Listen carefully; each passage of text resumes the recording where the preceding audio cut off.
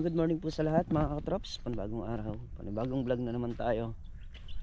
At ayun nga, si Kuya Boy ay nag-message sa atin na bukas na raw siya mag-aararo dito sa ating tataniman ng ampalaya. Ayan. So si paring Carlo ginagayak yung kanya ron na papatubigan yung sitaw doon at papatabaan daw. So pupuntahan natin ngayon yung pinag-orderan natin ng buho. Tatanong natin kung kailan madi-deliver. Bali mga kawayan nga palang binayaran natin.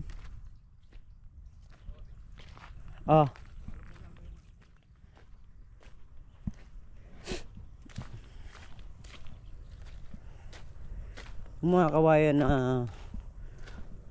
kahapon binayaran natin kay Kuya Boy, eto na. Ayun at binabangan kay Kuya Boy doon. Ito yung lalagay natin sa mga sulukan saka sa gitna.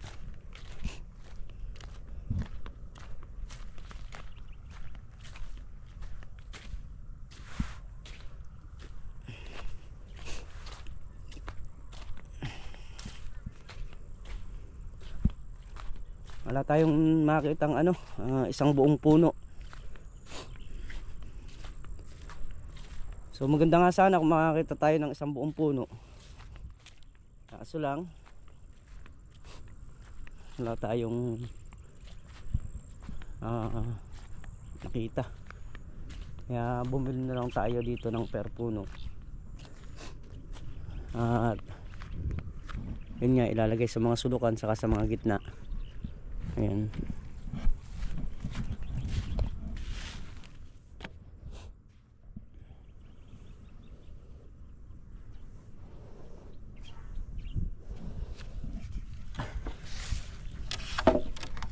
Ay. Ito, okay naman yung taas. Saka malalaki naman yung puno niya.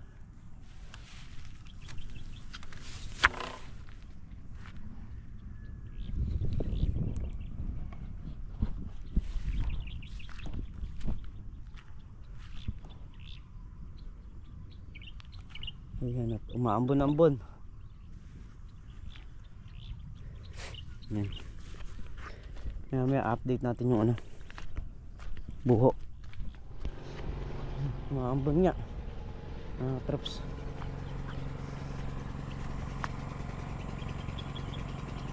Pinargahan lang natin yung tubig to para mabilis siyang pakuhanin. Kasi pag walang tubig dito sa Kaligay, matagal. Kaya ganyang isasalubungan muna. Maambon. Lakas na lang kung lalakas. So ayan, bili muna tayo ng diesel. Saka update tayo dun sa sa bag nito. Buho. Hindi, tanong ko yung buho kung kailan ang deliver. Bibili na rin ako ng diesel. So yun, ang deliver ng buho natin makapasko na raw. Ayan. Daanan ko na yung diesel ko.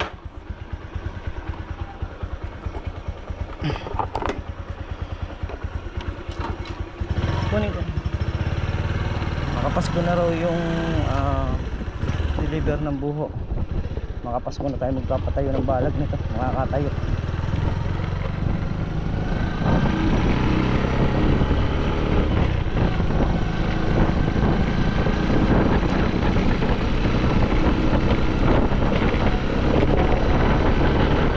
So yun mga katrops, bali dadalhin muna natin sa karwas si Makisig.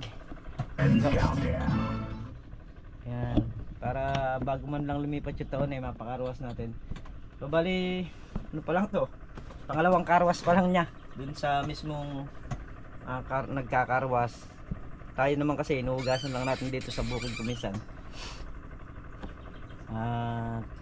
Yun. Para umano rin bilang tawag nito, pakonsuelo na lang kay Makisig, na pakarwas natin. So yun mga katrops, andito na si Makisig at nakapila na rin. Bali ngayong araw ito nga kung may Christmas gift tayo, dapat may Christmas gift din siya. Hindi, saka kasi ito talagang pinakikinabangan natin. So yun, kaya karawas natin to overall. So yun, sa dami ng nagpapakarawas nga, nakapila. So pampito pala tayo. Hindi ko rin na kunan na yung palang nasa daan nakakapila rin na ano. So meron tayong 2 oras doon, di pa nagagalaw yung sasakyan. Hanap na lang tayo ng ibang kakarawasan. Ako akong nakakatulog. Hanap na lang tayo ng iba. Pampitong oras pala.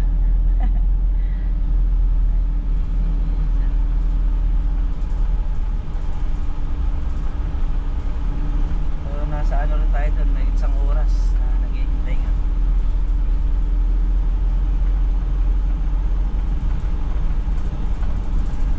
Hanap na lang tayo ng ibang pagkakarumasan. Kasi may lakad pa tayo. Papagupit ko pa yung mga aso ngayong araw mga katrops. So talagang in-schedule ko tong araw na to para doon sa mga alaga kong aso. Kaya lang baka mamaya hindi pa sila makagupitan gawa nung delay tayo sa oras, no?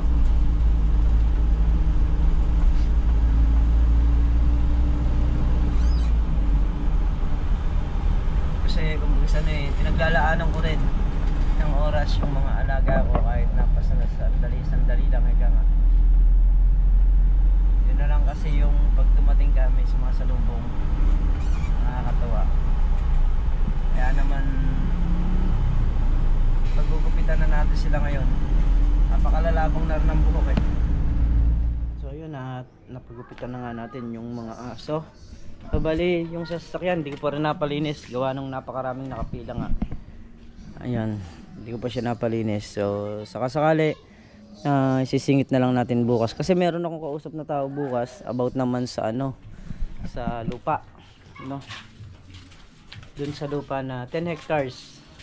Ayan, so hindi ko alam kung magkakasundo sila bukas. Pero lahat ng place na 8 hectares, 10 hectares, 7 hectares, pakikita natin lahat yon para meron man silang magustuhan, magkakasundo sila ng mayari, mas lalong okay. Kung hindi naman, okay lang din sa atin yan mga katrops. So yun mga katrops, dahil talagang medyo masamay pakiramdam natin, punta tayo ng bayan para magpamasahe, no? Kasama natin si Mrs. Katrops. Parang nilalagnat ako na hindi ko mawari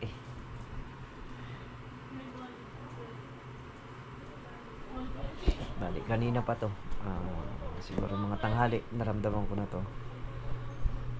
So pinagupitan ko nga lang yung mga aso. Ayan, wala rin ako nakitang open kanina na sa karwas, di ko napasingit yung sasakyan. So bukas na lang siguro kasi kailangan nating mawala yung lagnat ngayon dahil may client tayo bukas sa lupa na idinidil natin. Ayan mga traps, ayan, hinararo na Kuya Boy. Ito, ganyan yung magiging forma niyan. Ayan.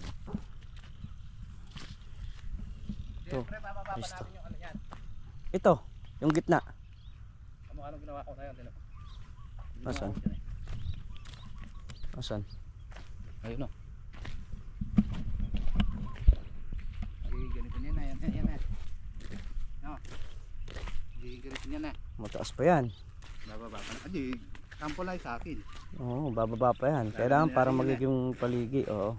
Dapat dito pala yung Sarol. kalagkay. Kalaykay, oo, kalaykay, mabilis dyan. Kalagkay.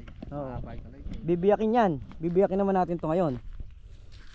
Ito, Hatiin natin. dito mapupunta ito dito. Magiging parang paligi ngayon yan. Pagka naging parang paligi yan, Doon pala magpapatubig. Kagaya niyan, mababa dito yan. Kukunin mo yung Hindi, tingnan mo yung kababaan ng lupa. para pantay. Hindi, ito mataas. Hindi, itong lugar na to mataas, di ba? Mataas yan, tingnan mo. Oh, Ilipin mo. Dito ka magpapa. Dito ka magbababa ngayon, dito. Para pumarehas sila. Para walang tatakas na Tubig na. tubig pagka nagpapatubig tayo. Sa Ampalaya saka sa Kalamansi. Pa- Pwede na natin ganun yung bukas. Yan yan. Oh. Pwede naman ganun yung bukas yan. Basta nayaring naararo. Tapos yung mga ibang ayun kagaya no, mga talong na puno. Mabubunot pa natin. Ano yung pwede gagawa pa akong kaligay niyan? May mga kaligay tayo dyan. Tatlo lang. Yun lang tayo. Kahit na palit-palit na lang tayo. Na kailangan may ano naman dyan, may pala. Ay, Gagawa sana ako. pala, meron naman din pala dyan. Pag kasi gumawa ako, pag nangyari, uuwi mo isa. Ay, kaya kabiyasa. Kaya mga katrops bali. Sa bahay. Luwang-luwang pa yung inaararo ni Kuya Boy. Mukhang tinanghali rin ah. Hindi kaya pwede pantambak ta. Sabay! Parang Carlo. Deme yung karton. Ngayong araw nga mga katrops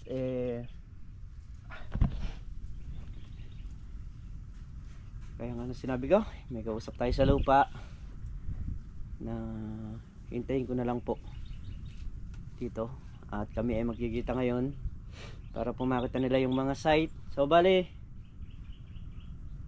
meron po kasi rito yung 8 hectare ang titulo po niya nakita ko na is tatlong titulo sa magkakapatid. Yun naman pong 10 hectare na may bahay na worth 2 million, mga ganun yung bahay niya, magkakapatid din po yung may-ari. At pwede pa silang mag-additional dun sa gilid ng 6 hectare kung magkakasundo sila sa presyo. Kasi ako bilang kagaya nito, nag-ahente na rin ako. Hindi natin kailangan ng magpa overprice o magpa OP na tinatawag. Doon lang sa 5% magkasundo sila, okay na tayo ron. Saka yung tax, pagka halimbawa nagkakabayaran, isa pa sa pag-uusapan yon. Siyempre i-recommend ko rin yung tax declaration. Manggagaling yon mismo doon sa nagbebenta, doon mismo manggagaling yon mga katrops, hindi doon sa bumili. Ayan, kaya naman bandang alas 10 uwi tayo sandali at para mamit natin yung buyer, no, na pupunta ngayon dito. So meron pang meron pang 7 hectare. Bukod doon may 7 hectare pa. So dito sa may bagong sikat mga katrops, ang bypass na silip na rin natin kung saan dadaan. Yung highway na to, bali didiretso yan. Yan pa rin yung magiging daan ng bypass. Tapos magkaka-circle. Ganun sa yun yung nakalagay sa plano ngayon 2025. Ngayon sila mag-start dyan. So kahit sino maupo dyan, tuloy na yung bypass papuntang Magalang. Magalang ang sibat niyan Ayan, kaya maswerte. So sa ngayon mga katrops, mas masarap mamili ng lupa dito sa may Santa Isabel, lalo na magkaka-bypass. Kagaya sa bypass ng Sinipit. So ngayon ang presyo ng lupa ron talagang ginto. Sila ma'am nga nagtanong sila sa akin doon kung meron akong alam yung 4 hectares na nasa bypass. Ang kwan lang napakalaki ng presyo ng lupa, kaya hindi ko alam kung gugustuhan ba nila yung mga ganong presyohan doon. Sila pa rin ang magdidesisyon kung titingnan pa namin o hindi na, kasi doon pa lang sa presyo baka hindi mo na tingnan Napakamahal. Ngayon dito naman swerte. Lahat nung dadaanan ng bypass na malapit ang nakatutok. Kurado darating yung araw na yung mga lupa rito hindi lang ganun kamahal. Doble o triple pa ang kakaangat ng lupa.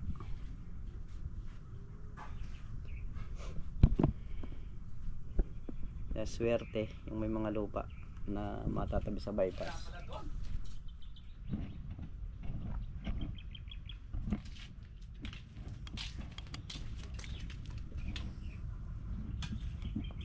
Binabalagtad ko kami lupa.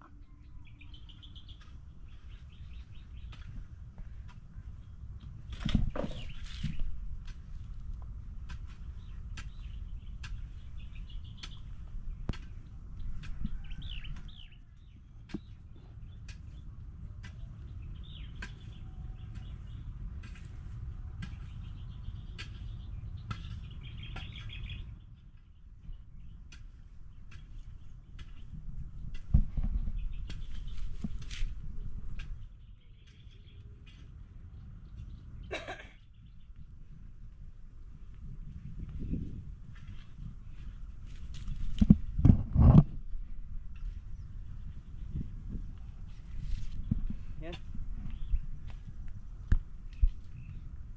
Ganyan ang nangyayari dyan.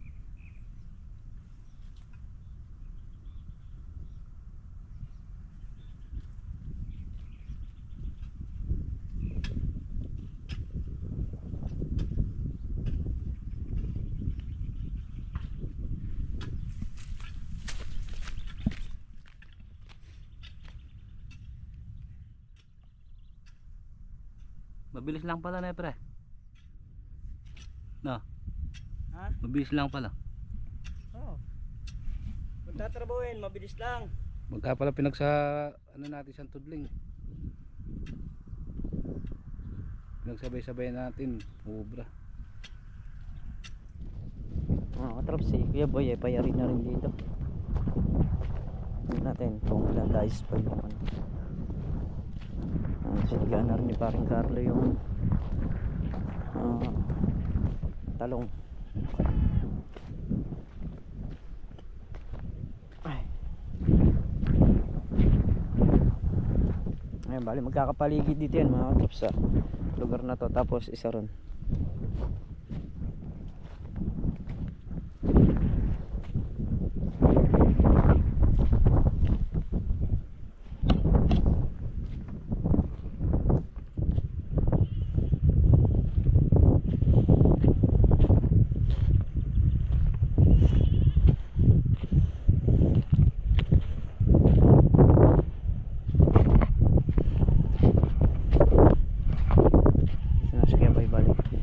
Dalawa, tatlo, apat, lima.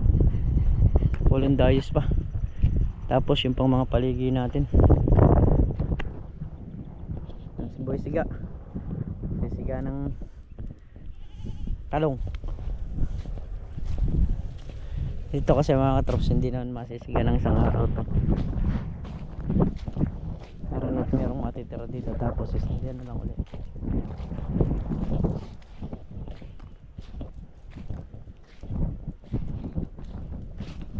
Tuyong tuyo, mauubos pala pre. Oh. Ayun, nagbabagay yung mga katawan, no? Kailangan matanggal na yan. Wala natin makakalabasa to.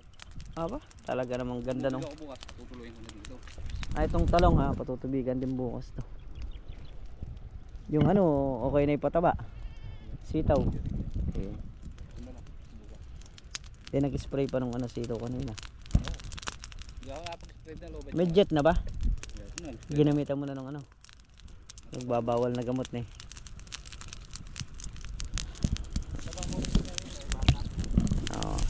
Tingnan mo kung dyan mo pinatambak lahat yung pwedeng tambakan dito. Di sana pataba pa yung ano na yan, no? Pataba pa yung pagkakakuha na yan.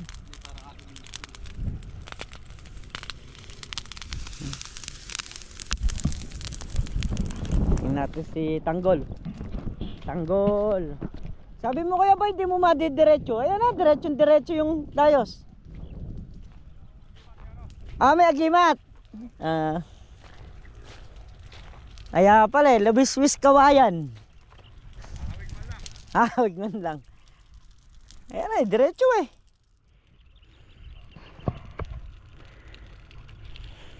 Si Tanggol, ang asawa ni Tanggal.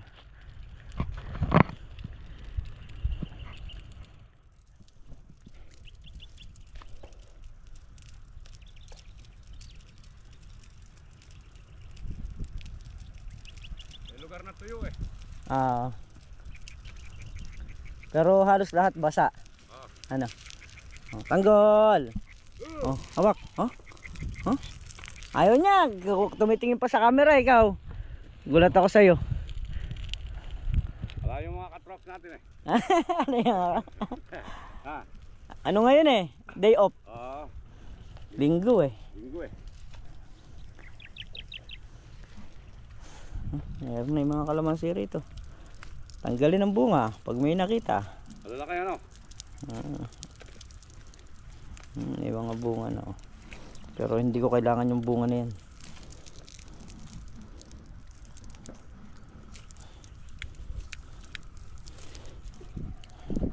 Ako yung nagkakalamansing, ayoko ng bunga. Huwag muna bunga ano? Huwag muna bunga. I-try mo naman yan ah. Oo. Pero mas maganda na agad yung ano, yung mga bungang maliliit na yan. Ganun ba? Kasi pag sinaksakan ko ng pataba ito, kakagat sa bunga. Hindi kakagat doon sa paglalabasan ng sanga. Ganda mo so. Na? Ganda ng kalamansi. Huwag pa kakapuri, baka mamaya naman eh. Kasi laki mo na. Kaliit ko lang nere. Kaliit ko lang. Siyempre magiging kasing laki ko na yan. Isang puno, dami oh. Oo nga ano. Dami ano. Dami maliit. Makakaasim na yan ah. Oo. Wala, kailangan tanggalin muna eh. Hindi ko pa kailangan ng bunga. Sabi ko nga, kailangan ko muna sanga. Magkokopy na tayo yan. Oh, mag-iinit na ako ng tubig. Chat-chat din na rin ah. Sige. Kakapin mo na ako kami.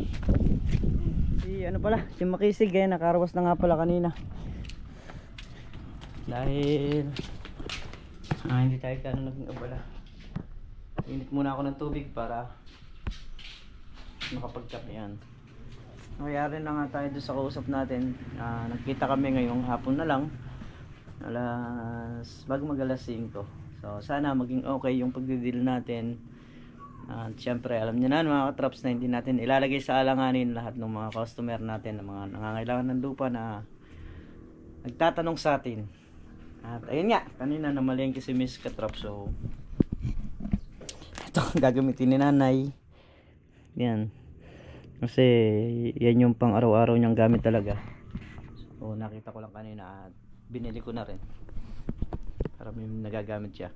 So bukod doon sa mga binibigay namin mga katraps, yung siyempre inuuna namin na bigyan yung magulang namin.